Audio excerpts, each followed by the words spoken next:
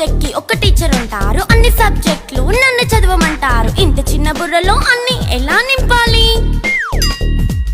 Class work, home work, fair notes అంటారు. Subject కి 3 books పెట్టి బ్యాగ్ నింపుతారు. ఇన్ఫాక్ట్ నా బరువు కన్నా నా బ్యాగ్ బరువే ఎక్కువ.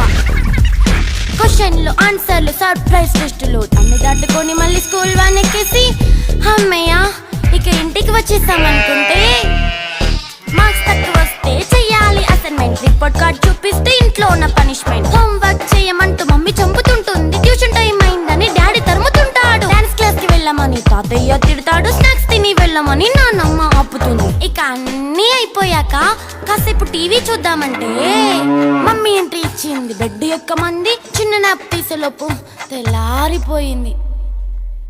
అయ్యో మళ్ళీ మొదలు ఈ స్కూల్ కష్టాలు. ఇక